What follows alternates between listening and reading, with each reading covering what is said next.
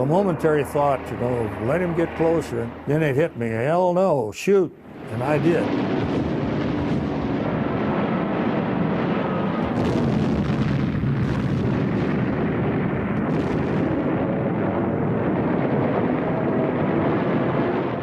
Everybody was shooting at us. And all of a sudden, zeros started flashing by from under my belly. 6 or 8 of them, I don't know how many. I heard some rumbling underneath, then fire and smoke came up all of a sudden. The cockpit was engulfed in flames. As we pulled away from the carrier, I was looking right straight at the side of it, and the carrier was on fire. I remember feeling 3 or 4 direct hits on our ship. I thought this could be my end. That kind of action gets the adrenaline pumping and keeps you up, and all of a sudden it's over. But the thing that I knew was that a lot of the guys weren't coming back. It was the greatest naval battle of World War II. And in the course of less than 48 hours, the future of 2 world powers would be forever changed.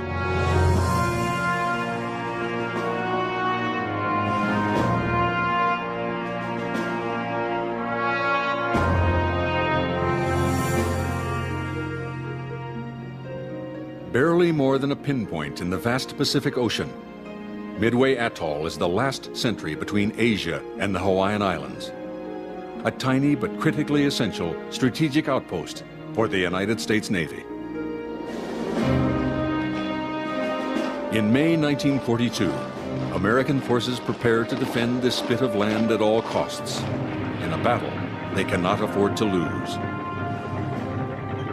Yet by all odds, they are charged with an impossible task: hold off an overwhelmingly powerful military machine that has so far proven to be invincible. For over a decade, Japan has been building its war machine to pursue a grand strategy to conquer China, Asia, and the Pacific Islands. With each victory, their powerful and sophisticated army and navy grow stronger and more confident.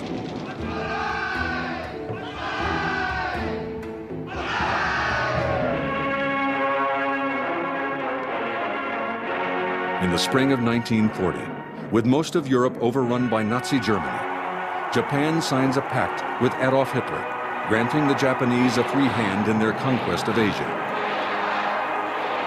Only the United States, with strong economic and political interests throughout the region, stands in the way. But their armed forces are not prepared for war. December 7th, 1941. A Japanese armada arrives undetected in the waters off the Hawaiian Islands. Their mission? Destroy the U.S. Pacific Fleet moored at Pearl Harbor and remove the last obstacle to their total domination of Asia.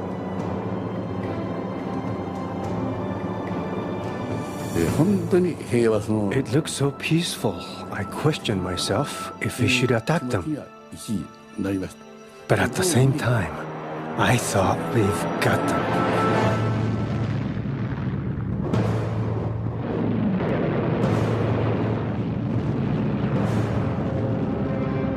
Just as the Japanese had hoped, American forces are caught completely by surprise. The next day, the United States declares war on Japan. We came back into Pearl Harbor, I think, on the afternoon of the 10th. Battleship Row still smoking, and Ford Island, the hangars were pretty well blown apart, wrecked aircraft all over the place.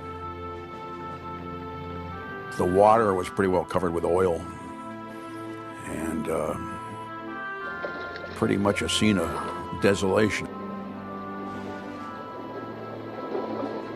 I was humiliated and embarrassed by our being caught at Pearl.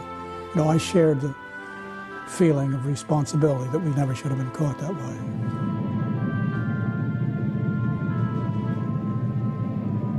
The Japanese have inflicted a devastating blow to the U.S. Pacific Fleet. But in an incredible stroke of luck, 3 American carriers that were supposed to be at Pearl Harbor that weekend were all out at sea.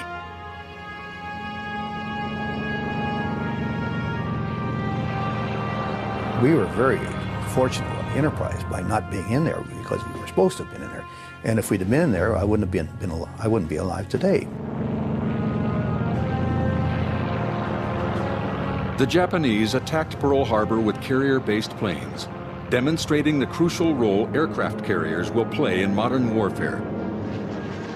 Yet they had failed to touch any of America's carriers. It was the first of many twists of fate that would come back to haunt the Japanese in the Battle of Midway.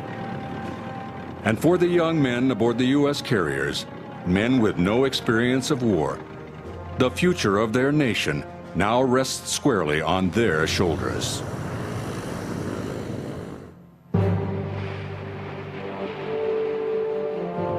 Within weeks of Japan's attack on Pearl Harbor, the remnants of America's Pacific Fleet attempt to strike back.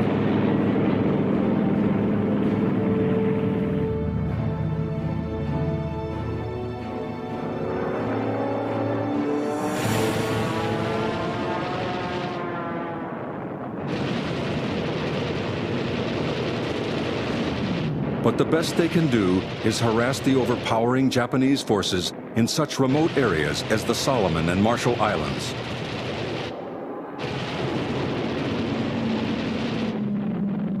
Worse for the Americans, the hit-and-run skirmishes expose just how unprepared they are for war.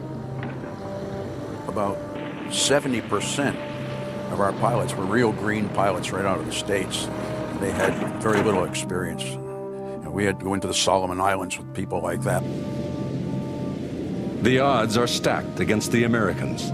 They are vastly outnumbered in both ships and personnel, and their fighter planes are no match for the state-of-the-art Japanese Zero. One of the things we began to realize was the maneuverability. It was a good fighter. It was far better than any fighter we had.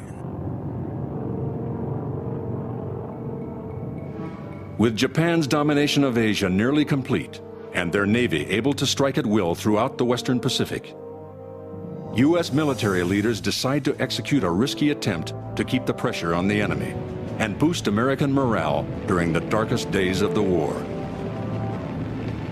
16 B-25 land bombers, under the command of Lieutenant Colonel James Doolittle, lumber off the deck of the carrier Hornet and mount a daring raid into the heart of Japan and bomb Tokyo.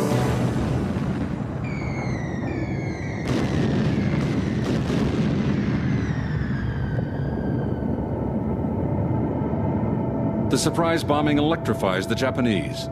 The nation and their revered emperor are no longer safe from enemy attack.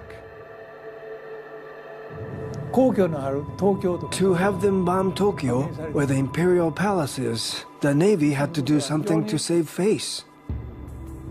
The honor of the emperor and the security of his people becomes the responsibility of this man, Admiral Isoroku Yamamoto, mastermind behind the attack on Pearl Harbor.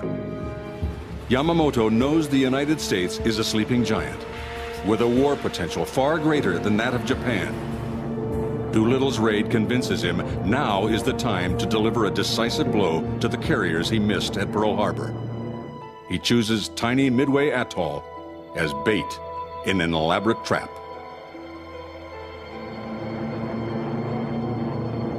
Four of Japan's finest aircraft carriers will be at the heart of the mightiest battle fleet the world has ever seen. Yamamoto will divide his forces to confuse and surprise the Americans.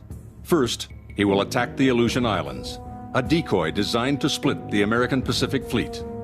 Then the four carriers will launch their planes and bomb Midway Atoll, destroying all U.S. resistance to a full-scale invasion. Yamamoto is convinced the Americans will have no choice but to try to reclaim the airbase at Midway, a strategically vital defense post for the Hawaiian Islands. And when the Americans come to the rescue, a vast array of Japanese warships held in reserve will pounce and wipe out the unsuspecting Pacific Fleet.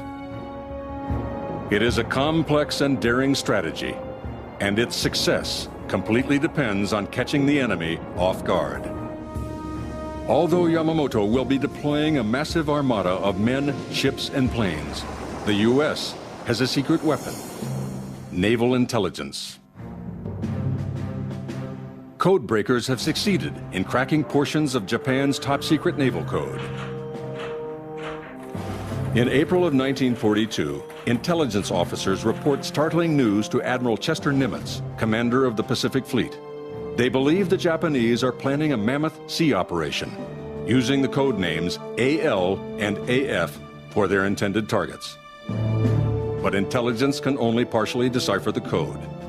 They are fairly sure AL refers to the Aleutian Islands, yet can only guess that AF is Midway. Nimitz needs conclusive evidence that AF is Midway before deciding how to commit his meager forces. He orders a false uncoded radio message be sent from Midway to naval headquarters, stating that fresh water machinery has broken down on the atoll. 2 days later, a Japanese intercept is picked up, cautioning invading troops to carry extra rations of fresh water. It is enough to convince Nimitz that he must risk his entire fleet and engage the enemy. He concludes the Aleutians are a diversion and decides to set his own trap for the Japanese armada at Midway. But he has only 2 carriers at his disposal.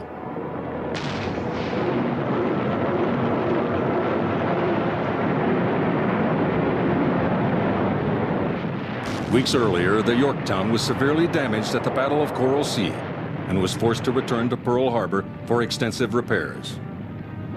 Nimitz said to the repair chief, "How long is it going to take you to get this ship repaired?" And he said, 3 months. And he said, "I'll give you 3 days." It is a deadline that has to be met. In less than 60 hours of round-the-clock work, the Yorktown is patched up and ready to join the carrier group. Despite a web of Japanese surveillance around Pearl Harbor, the 3 American carriers slip out undetected. The Yorktown, Hornet, and Enterprise take their position at Point Luck, a rendezvous spot northeast of Midway.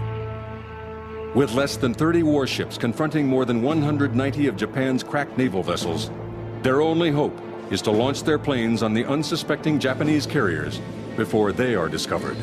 But all the Americans can do now is wait for Yamamoto to make his move. The more they briefed us on what we were coming up against, it was kind of hard to visualize that all these ships and carriers and coming in was practically overwhelming.